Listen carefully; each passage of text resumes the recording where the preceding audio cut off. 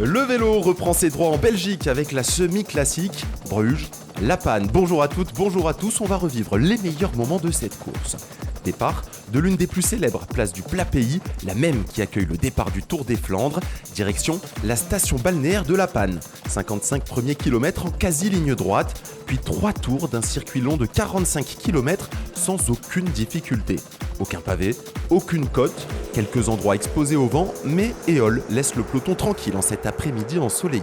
Pas non plus de Kemmel, présent jusqu'en 2019, mais rayé de la carte par les organisateurs. Une échappée matinale anime le début de course. Enrico Battaglin, Jens Reinders et Dimitri Peskens ouvrent la route et comptent jusqu'à plus de 6 minutes d'avance sur le peloton. Alors qui pour succéder à Sam Bennett, vainqueur l'an passé? Un joli plateau de routiers sprinteurs, ils sont une bonne quinzaine à pouvoir prétendre à la victoire. Les expérimentés Mark Cavendish, Tim Merlier, Dylan Groenewegen ou encore Pascal Ackermann. Des Français, Arnaud Démare et Nasser Boigny, ou la jeunesse d'Arnaud Delis et Olaf Koy. Certains ne pourront pas prétendre à la victoire aujourd'hui, c'est le cas de Nils Politt qui se sacrifie pour le collectif, lui qui a pourtant été sur le podium de Paris-Roubaix et qui doit avoir en tête les échéances à venir. Un peu plus de 30 km de l'arrivée, les 3 échappés matinaux sont repris par le peloton. Et décidément, le peloton ne veut pas laisser passer l'occasion de voir les sprinteurs se disputer la victoire aujourd'hui. 30 km à parcourir donc sur des routes assez étroites, typiques de la Belgique, ce qui va favoriser la nervosité et, vous allez le voir, provoquer quelques chutes. Ça a été le cas par exemple de Gonzalo Serrano, l'Espagnol, qui a chuté et abandonné à 90 km de l'arrivée. Une équipe Movistar malchanceuse puisque Johan Jacobs et surtout le sprinter Max Canter sont partis à la faute. Canter, 4e sur Milan-Turin, il était cité parmi les outsiders du jour.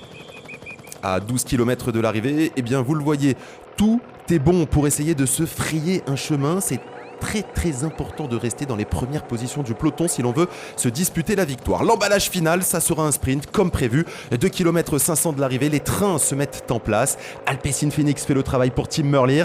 On voit également l'Alpha Vinyl Quick Step pour Mark Cavendish. On essaye de virer dans les premières positions. Ça a été le cas de Pascal Ackermann malheureusement. L'Allemand part à la faute. Il ne pourra pas jouer la victoire aujourd'hui.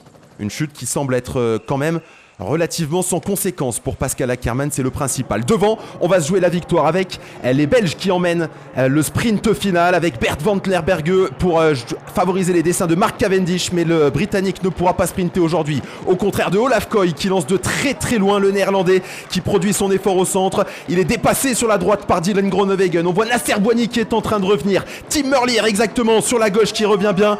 Et sur la ligne, eh bien photo finish entre ces 3 derniers cités. Photo finish surtout entre Tim Merlier et Dylan Groenewegen qui se sont battus jusqu'au bout pour la victoire.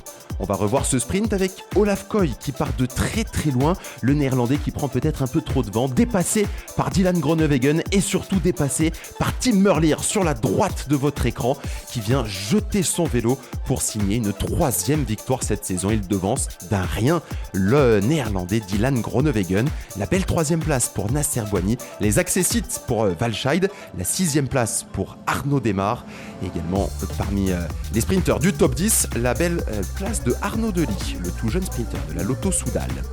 3e victoire donc pour Tim Merlier, une semaine après Nocquereux. Le Belge enlève une nouvelle course. À noter pour Nasser Boigny, une nouvelle 3e place, lui qui compte depuis sa dernière victoire à Paris-Chauny, 15 podiums, excusez du peu. 6e victoire cette saison donc pour l'équipe continentale Pro Alpecin Phoenix. Les Belges montent en puissance. En plus, ils enregistrent le retour de leur tête d'affiche, Mathieu Van Der Poel.